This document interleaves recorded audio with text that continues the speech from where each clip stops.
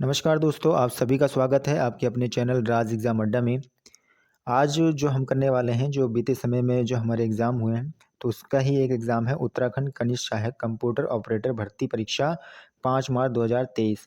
यानी हम पिछले वर्षों में जो एग्ज़ाम हुए हैं, उनके पेपर सॉल्व कर रहे हैं प्रीवियस ईयर के।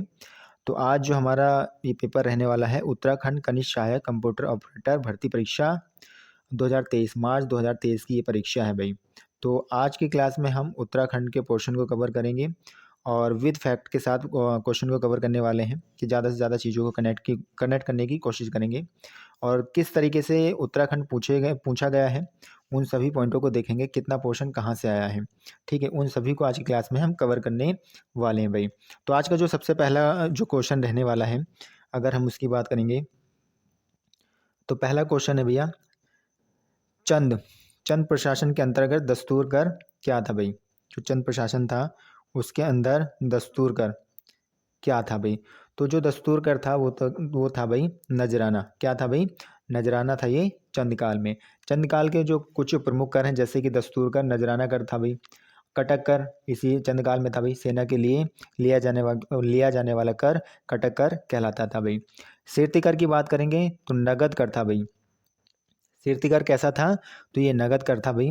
और ये किनसे वसूला जाता था? तो ये व्यापारियों से वसूला जाता था भाई। मिजारी कर की बात करेंगे तो ये कामगारों से लिया जाने वाला कर था। मिजारी कर कैसा कर था? तो ये कामगारों से लिया जाने वाला कर था भाई। मांगा कर की बात करेंगे तो युद्ध के समय लिए जाने वाला कर था भाई, मांगा कर। राखिया कर रक्षाबंधन व जनेऊ संस्कार के समय लिया जाता था भाई। साहूकर लेखक को दे कर था भाई। जो साहूकार होता था वो लेखक को दिया जाता था, जिसे राउली कर भी कहा गया है। नोवेली कर की बात करें तो न्याय पाने के लिए देकर था भाई। नोवेली कर कैसा था? तो न्याय पाने के लिए ये देकर था भाई। डाला कर की बात करें तो गांव के शयानों को देकर था भाई। डाला कर कैसा कर था? तो ये गांव के शयानों को देकर था। और बेकर की बात करें, अनाज के रूप में देकर था भाई। क्या? बेकर कर था भाई। तो ये चंदकाल के जो कुछ प्रमुख कर हैं भैया, यहाँ से भी एग्जाम में क्वेश्चन बने हैं भाई। अगले क्वेश्चन की बात करते हैं। अगला क्वेश्चन हमारा जो रहने वाला है, सेकंड क्वेश्चन, तालेश्वर ताम्रपत्र निम्नलिखित में से उत्तराखंड के किस राजा से संबंधित है भैया। तो जो तालेश्वर ताम्रपत्र है, तो इनमें से किस राजा से संबंधित है? तो जो संबंध इसका है भैया, किससे है? द्युति बर्मन से। किससे संबंध है? बर्मन से। और द्युति बर्मन का भैया किस वंश से संबंध है? तो पौरव वंश से इनका संबंध है भैया। जो तालेश्वर ताम्रपत्र है, ये द्युति बर्मन राजा से संबंधित है। और ये किस वंश से है? तो ये पौरव वंश से इनका संबंध है भाई। अगले क्वेश्चन की ओर चलते हैं, जो आज का तीसरा क्वेश्चन हमारा रहने वाला है। निम्नलिखित में से निम्नलिखित में से उत्तराखंड के किस राजवंश का वर्णन हेनस्वांग करता है भैया। ठीक है, इनमें से कौन सा राजवंश है जो कि भैया वर्णन कौन करता है? हेनस्वांग के द्वारा किया जाता है। तो वो है पौरव वंश। कौन सा वंश है? तो पौरव वंश है। पौरव वंश का शासन 6वीं से 8वीं सदी तक रहा भैया। जो पौरव वंश का शासन हमें देखने को मिलता है, वो कब से कब? 6वीं से 8वीं सदी तक देखने को मिलता है भैया। अल्मोड़ा से मिले तालेश्वर ताम्रपत्र का संबंध पौरव से था भाई। जो अल्मोड़ा से जो ताम्रपत्र मिले हैं, जो कि तालवेश्वर से, उसका संबंध किससे है? तो पौरव वंश से भैया। तालेश्वर ताम्रपत्र की खोज कब की जाती है? तो तालेश्वर ताम्रपत्र की खोज 1915 में की जाती है। वर्तमान में तालेश्वर भैया कहाँ पर है? तो पिथौरागढ़ में वर्तमान में है भैया। उस समय कहाँ था? तो अल्मोड़ा में था भाई। संबंध किससे है? तो पौरवों से संबंध है भाई इसका। पौरव वंश के शासक ब्रह्मपुर राज्य को पर्वताकार राज्य कहते थे। जो पौरव वंश के शासक होते थे, वह ब्रह्मपुर राज्य को क्या कहते थे? तो पर्वताकार राज्य कहते थे भैया। तो पर्वताकार राज्य भी किन्हें कहा जाता है? पौरव वंश को ही कहा जाता है। पौरव वंश के ताम्रपत्रों में 5 शासकों का उल्लेख मिलता है। कितने शासकों का उल्लेख मिलता है इनके ताम्रपत्रों में? तो 5 शासकों का हमें उल्लेख देखने को मिलता है भैया। पौरव वंश के संस्थापक कौन होते हैं? तो विष्णु बर्मन भैया पौरव वंश के कौन हुए? संस्थापक थे भाई। पौरव शासकों को पौरव शासकों की उपाधि क्या थी? महाराजा अधिराज परम भट्टारक थी भैया। पौरव शासकों की उपाधि महाराजा अधिराज परम भट्टारक थी भाई। और तो ये पौरव वंश से कुछ हमें जो बातें याद रखनी है भाई। ठीक है, आगे बात करते हैं कार्तिकेय। कौन सा वंश?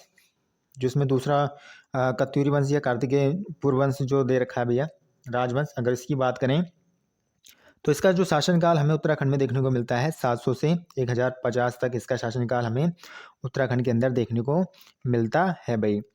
इस वंश की प्रारंभिक राजधानी क्या थी? तो इस वंश की प्रारंभिक राजधानी जोशीमठ के दक्षिण में कार्तिकेयपुर नामक स्थान पर थी।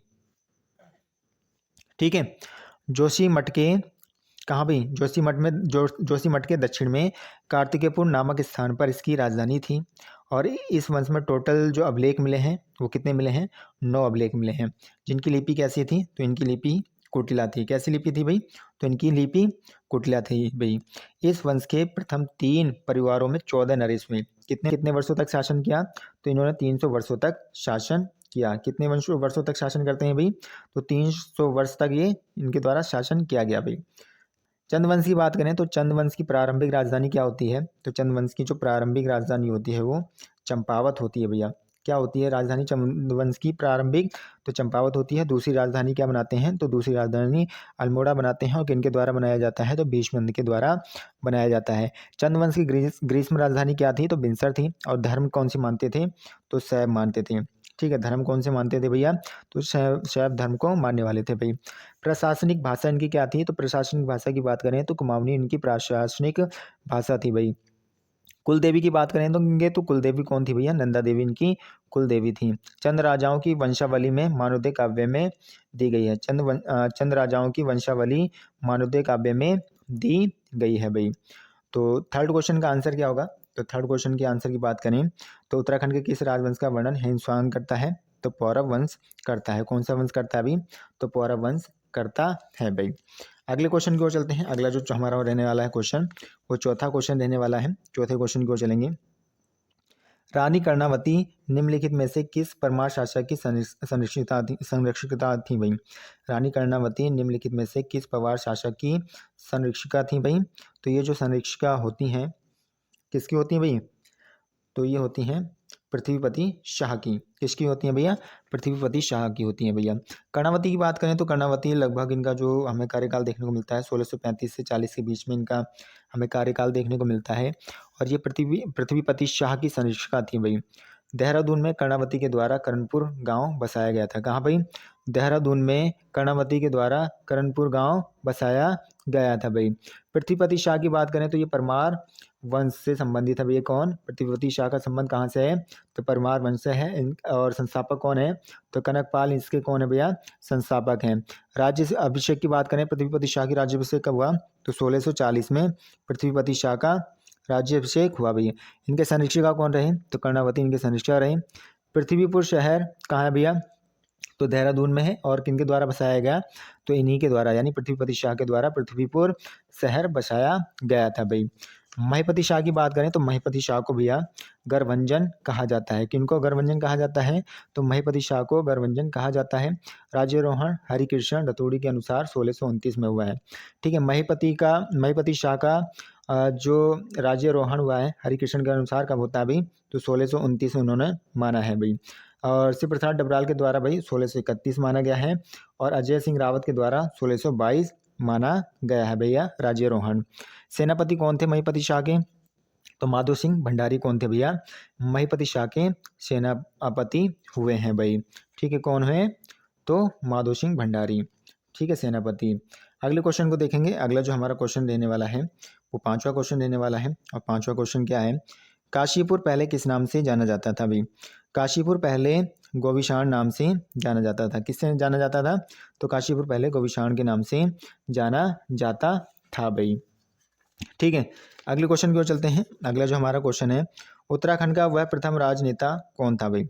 उत्तराखंड का वह प्रथम राजनेता कौन था जिसे असहयोग आंदोलन के दौरान जेल भेजा गया था भाई? तो कौन थे वो?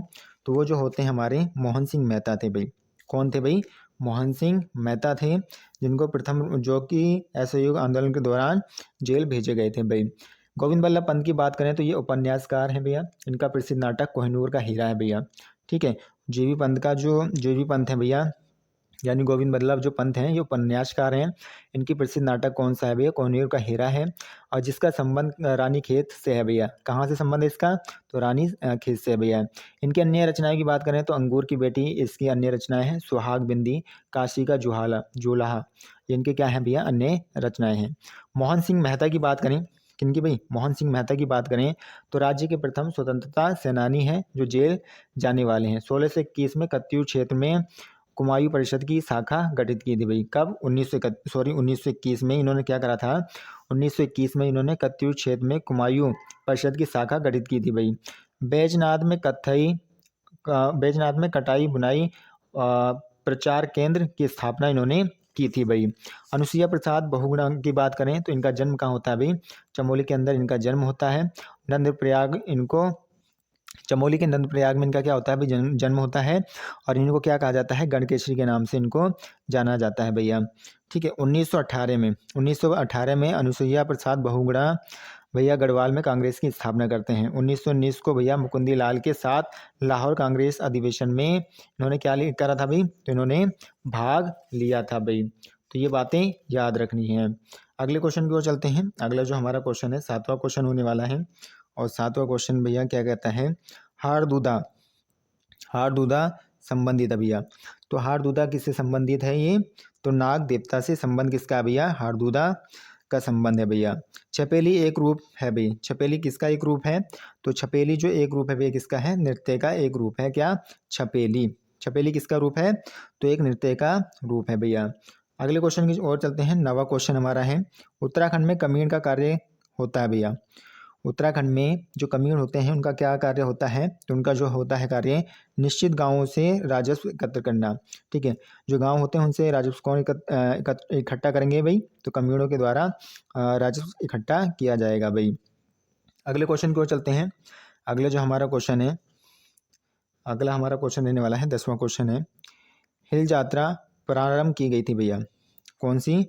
हिल यात्रा कहाँ से प्रारंभ की गई थी? ये हमसे पूछा गया है। यानी हिल यात्रा प्रारंभ की गई थी भाई, किन के द्वारा प्रारंभ की गई थी? ये हमसे पूछा गया है भाई। तो ये जो शुरुआत इसकी की जाती है भैया गोरखों ने की थी भाई। किसने के द्वारा की गई? तो गोरखों के द्वारा इसकी शुरुआत की जाती है भाई। अगले क्वेश्चन को देखते हैं। अगला जो हमारा क्वेश्चन है, निम्न में से कौन सा मेला मछली पकड़ने से संबंधित है? इनमें से कौन सा मेला है जो मछली पकड़ने से संबंध है भैया? कौन सा है? मोड़ मेला। ठीक है। मोड़ मेला में क्या करा जाता है? मोड़ मेला में मछली पकड़ी जाती है भाई। और बातें याद रखनी है। देवधारी का मेला भैया कहाँ लगता है? तो देवधारी का मेला जो है लोहाघाट के निकट चंपावत में लगता है। गोचर मेला नेहरू के जन्मदिन से और 1943 में बर्डेनी द्वारा शुरू प्रदेश स्तरीय राजकीय मेला है भैया। व्यापारिक और सांस्कृतिक गतिविधियां इसमें हमें देखने को मिलती हैं भैया। इसका संबंध है व्यापारिक व सांस्कृतिक गतिविधियों से। और 14 से 20 नवंबर के बीच में ये मेले का आयोजन किया जाता है। और कहाँ पर गोचर मेले का आयोजन किया जाता है? तो चमोली जनपद में किया जाता है भाई। आषाढ़ी कोतिक यानी बग्वाल मेला 2022 में राज्य सरकार द्वारा राजकीय मेला घोषित किया गया, जो कि देवीधुरा चंपावत में भाई। देवीधुरा का मेला पाषाण युद्ध पत्थर मार बग्वाल के लिए प्रसिद्ध है। जो देवीधुरा का मेला है पाषाण युद्ध पत्थर मार बग्वाल के लिए क्या है भैया? फेमस है भाई। ठीक है। अगले क्वेश्चन को देखते हैं। अगला जो क्वेश्चन है, भद्रराज एक लोक देवता है भैया। ठीक है। भद्रराज एक लोक देवता है। और इसका जो आंसर होगा भाई, इसका आंसर क्या होगा? जो अनुसार भावर के। किसके हैं भैया? तो भद्रराज एक लोक देवता है जो अनुसार भावर के भाई। ठीक है। अगले क्वेश्चन की ओर चलते हैं। अगला जो हमारा क्वेश्चन है 13वां क्वेश्चन है, निम्नलिखित शिखरों में से कौन सा एक उत्तराखंड में स्थित नहीं है? इनमें से कौन सा शिखर जो उत्तराखंड में स्थित नहीं है वो हमें बताना है भाई। तो कौन सा है? कांगड़ी। कौन सा भाई? कुला कांगड़ी जो उत्तराखंड में स्थित नहीं है भाई। ठीक है। नंदाकोट शिखर की बात करें, नंदाकोट शिखर की जो हाइट है कितनी है भैया? 6861 मीटर इसकी हाइट है। यानी 6861 मीटर इसकी हाइट है। और ये कहाँ पर है भैया? चमोली और पिथौरागढ़ के मध्य में स्थित है भैया। नंदा खाट की बात करेंगे तो नंदा खाट की ऊंचाई कितनी है भैया? तो 6674 मीटर इसकी ऊंचाई है, जो कि कहाँ है भैया? किस डिस्ट्रिक्ट में? चमोली डिस्ट्रिक्ट में है। चौखंबा की बात करें तो चौखंबा भैया इसकी हाइट 7138 मीटर है। और ये भी कहाँ है भाई? चमोली में है। दूनागिरी जिसको द्रोणगिरी भी कहते हैं, जिसकी हाइट कितनी है भैया? 7066 मीटर इसकी हाइट है।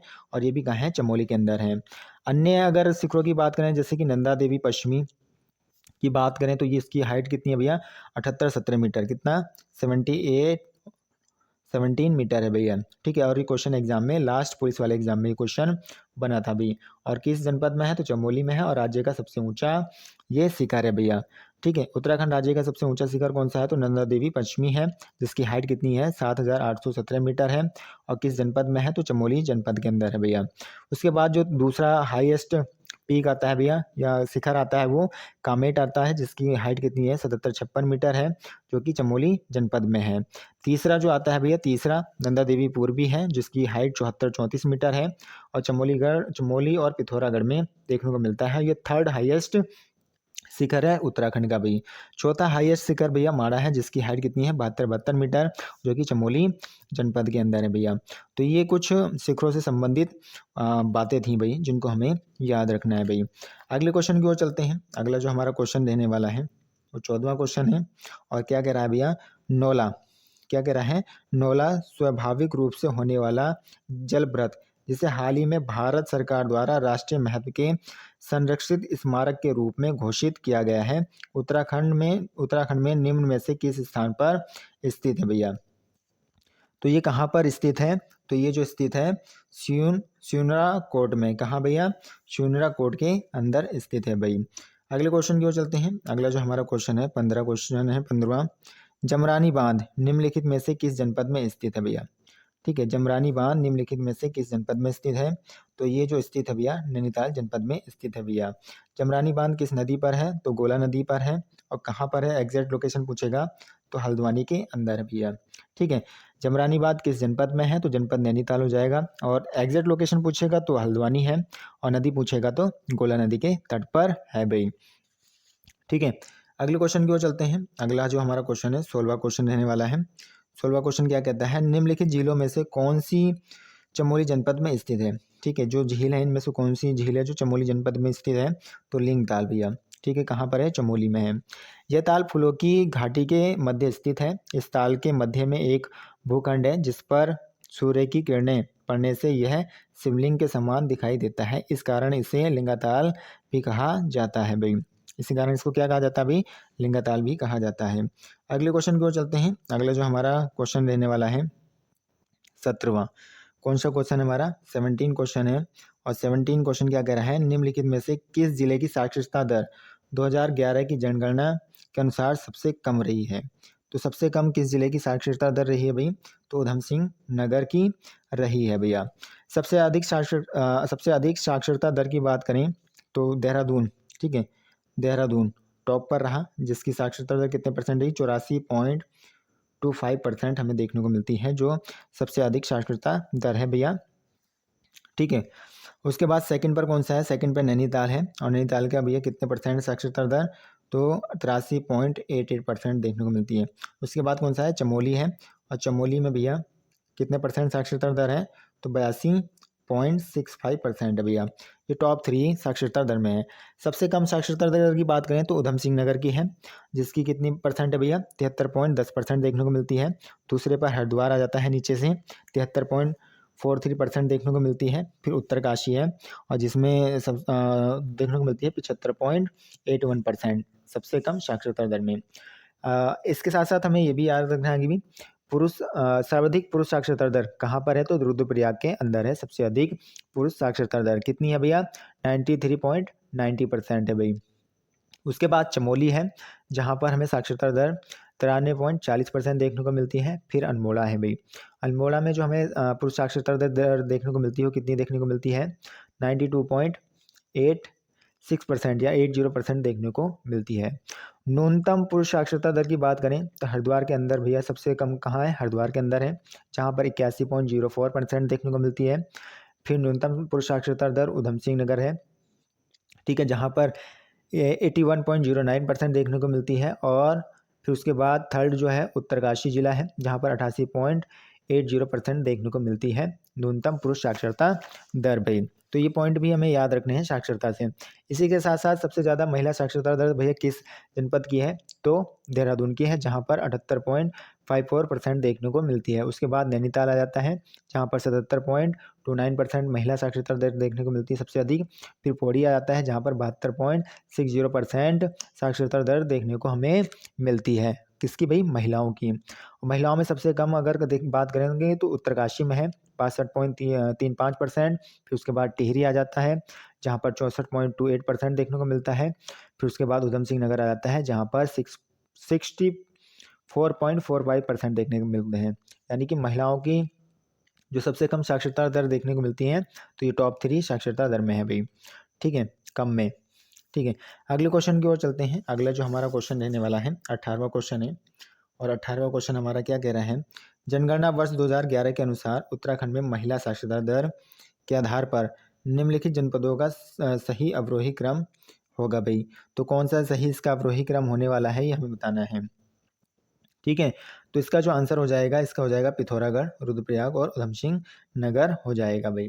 ठीक है, कौन कौन से भाई? पिथौरागढ़, रुद्रप्रयाग और उधम सिंह नगर हो जाएगा। अगले क्वेश्चन की ओर चलते हैं। अगला जो हमारा क्वेश्चन रहने वाला है वह हमारा है 19वां क्वेश्चन। ठीक है, 19वें क्वेश्चन में देखेंगे 19वां क्वेश्चन हमारा क्या कह रहा है।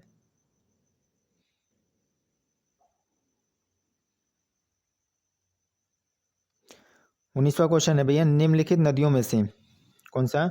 निम्नलिखित नदियों में से कौन एक, ठीक है, ये जो हमारा क्वेश्चन कह रहा है भाई, निम्नलिखित नदियों में से कौन एक अलकनंदा नदी की बाईं ओर से मिलने वाली सहायक नदी नहीं है भाई। तो इसमें कौन सा आंसर हो जाएगा इसका? इसका आंसर हो जाएगा हमारा मंदाकिनी नदी। कौन सा भैया? मंदाकिनी नदी है जो अलकनंदा की बाईं ओर से मिलने वाली सहायक नदी नहीं है भाई। ठीक है, इससे जो बातें याद रखनी है, जब अलकनंदा और मंदाकिनी का संगम होता है भैया तो कौन सा प्रयाग बनता है? तो रुद्रप्रयाग बनता है। और अलकनंदा मंदाकिनी के संगम पर भैया नंदप्रयाग का उद्गम होता है भाई, यानी नंदप्रयाग बनता है भैया। और अलकनंदा और पिंडर के संगम पर भैया कर्णप्रयाग बनता है। और अलकनंदा और धौलीगंगा, अलकनंदा और धौलीगंगा के संगम पर हमारा देवप्रयाग बनता है भाई। तो ये कुछ बातें ये भी नदी से हमें याद रखनी है। अगले क्वेश्चन की ओर चलते हैं। अगला जो हमारा क्वेश्चन रहने वाला है, अगर उसकी बात करें, निम्नलिखित में से भैया, निम्नलिखित जनजातियों में से कौन एक यमुना व टोंस नदियों के मध्य में निवास करती है भैया। और आयोग ने इस क्वेश्चन को क्या माना है? आयोग ने इस क्वेश्चन को डिलीट माना है, यानी इसका आंसर नहीं माना है। ठीक है, तो इस पर हम डिस्कस कर लेते हैं। डिस्कस क्या करना है? अगर थारू जनजाति की बात करें तो ये सबसे ज़्यादा उधम सिंह नगर में निवास करती है। थारू जनजाति सबसे ज़्यादा किस जनपद में निवास करती है? तो उधम सिंह नगर में निवास करती है भैया। जनसंख्या की दृष्टि से राज्य कुमायूं क्षेत्र का सबसे बड़ा जनजातीय समुदाय है कौन सा भाई? थारू। थारुओं को माना जाता है किरात वंश का भाई। दीपावली को ये शौक पर्व के रूप में मनाते हैं भैया। सेकंड जो अगर बात करें भोटिया, भोटिया जनजाति की बात करें तो सर्वाधिक आबादी इसकी हमें कहाँ देखने को मिलती है? तो पिथौरागढ़ में देखने को मिलती है भैया। मारछा, तोलछा, जोहारी, सोका, दरमिया, चौदासी, ब्यासी, जाड़ और भैया चेठरा और छापड़ा आदि भोटिया की उपजातियां हैं भाई। नीतीमाड़ा यानी चमोली में के भोटिया को क्या कहते हैं भैया? रंगपा कहा जाता है भैया। बौद्ध धर्मानुयायी होते हैं भैया, और बौद्ध जो धर्म को मानने वाले होते हैं उनको जाड़ भोटिया कहा जाता है भाई। राजी जनजाति की बात करें तो राजी जनजाति बनरौत यानी बनराउत जंगल के राजा, राज्यों जंगल के राजा राज्यों को कहा जाता है भाई। राजी लोग अपने को हिंदू कहते हैं और वर्ण क्रम में अपने को मानते हैं क्या भाई? रजवार यानी राजपूत मानते हैं भाई। राज्यों में सांग, जांगी व पेठा संस्कार होते हैं जो विवाह पर्व से इनका संबंध होता है। जनसंख्या सबसे कम इनकी भैया पिथौरागढ़ में देखने को मिलती है। राज्यों के देवता बागनाथ मुख्य देवता है। इसके बाद मलेनाथ, गणनाथ, सैम, मल्लिकार्जुन और नंदा देवी इनके क्या है भैया? प्रमुख देवता है भाई। ठीक है, तो ये बातें भी हमें याद रखनी है भाई। अगले क्वेश्चन की ओर चलते हैं। अगला हमारा जो क्वेश्चन रहने वाला है वो 21वां क्वेश्चन है। और 21वां क्वेश्चन क्या कह रहा है हमारा? 21वें क्वेश्चन की अगर हम बात करें, आर्थिक सर्वेक्षण 2021-22 के अनुसार 2019-20 में उत्तराखंड में बेरोजगारी दर 15 वर्षों में उससे अधिक थी भाई। ठीक है, तो कितने प्रतिशत अधिक थी भैया? ये हमें बताना है भाई। तो इसका जो आंसर होने वाला है, इसका आंसर होने वाला है हमारा 7.1% अधिक थी भाई 15 वर्षों में। ठीक है, अगले क्वेश्चन को देखते हैं। अगला क्वेश्चन हमारा 22वां क्वेश्चन है। उत्तराखंड राज्य की सूक्ष्म लघु एवं मध्य उद्योग नीति 2015 में महिला उद्यमियों को दी जाने वाली पूंजी अनुदान सब्सिडी की अधिकतम सीमा क्या है भाई? तो इसकी जो अधिकतम सीमा हमें देखने को मिलती है वो क्या मिलती है भैया? 25 लाख है। कितनी है भैया? तो 25 लाख अधिकतम है भाई। अगले क्वेश्चन को चलते हैं। अगला जो हमारा क्वेश्चन है वो क्वेश्चन हमारा कौन सा भाई? वो क्वेश्चन हमारा 23वां क्वेश्चन है भाई। 23वें क्वेश्चन की अगर बात करें तो 23वें क्वेश्चन में क्या कह रहा है? सूची 1 को सूची 2 से क्या करना है भैया? मिलान करना है भाई। तो इसमें जो कहा गया है, इसमें क्या कहा गया है? अगर सूची 1 और सूची 2 को मिलान करना है भैया, तो इसमें देख लेते हैं। इसमें जो हमारा कहा गया है कि गोविंद राष्ट्रीय उद्यान, ठीक है। सबसे पहले हम जान लेते हैं कि राष्ट्रीय उद्यान भैया कितने हैं भैया। उत्तराखंड में राष्ट्रीय उद्यानों की संख्या कितनी है? तो उत्तराखंड के अंदर राष्ट्रीय उद्यानों की संख्या जो है 6 राष्ट्रीय उद्यान है। कितने हैं भैया 6 राष्ट्रीय उद्यान? तो 6 राष्ट्रीय उद्यान कहाँ भैया? उत्तराखंड में। सबसे पहला जो राष्ट्रीय उद्यान आ जाता है कार्बेट राष्ट्रीय उद्यान आ जाता है, जिसकी स्थापना कब होती है? तो 1936 में इसकी स्थापना की जाती है। और कहाँ की जाती है भैया? पौड़ी में की जाती है। पौड़ी और कहाँ भैया? नैनीताल में इसका क्षेत्र हमें देखने को मिलता है। भारत का पहला राष्ट्रीय उद्यान है भैया। और भारत का पहला टाइगर रिजर्व भी कौन सा है भाई? कार्बेट राष्ट्रीय उद्यान है भैया। इसका क्षेत्रफल कितना है? तो 520.82 वर्ग किलोमीटर है भैया। कितना भाई? 520.82 वर्ग किलोमीटर इसका क्षेत्रफल है भैया। दूसरा जो आता है गोविंद राष्ट्रीय उद्यान आता है, जिसकी स्थापना 1980 में होती है। कब होती है भैया? 1980 में होती है। और ये कहाँ पर? उत्तरकाशी में। कहाँ पर भी है ये? उत्तरकाशी में है। और जिसका क्षेत्रफल कितना है भाई? क्षेत्रफल की अगर बात करेंगे तो इसका क्षेत्रफल हमें 472 वर्ग किलोमीटर देखने को मिलता है। संचालन कौन करता है गोविंद राष्ट्रीय उद्यान का? तो राजाजी राष्ट्रीय उद्यान देहरादून के द्वारा संचालन किया जाता है। तीसरा जो आ जाता है हमारा नंदा देवी आ जाता है, जिसकी स्थापना 1982 में होती है। और ये जोशीमठ चमोली में, ठीक है। और इसका 624 वर्ग किलोमीटर क्षेत्रफल में फैला हुआ है भाई। अगला आता है हमारा फूलों की घाटी, जो कि जिसकी स्थापना 1982 में होती है। कब स्थापना होती है भैया? 1982 में होती है।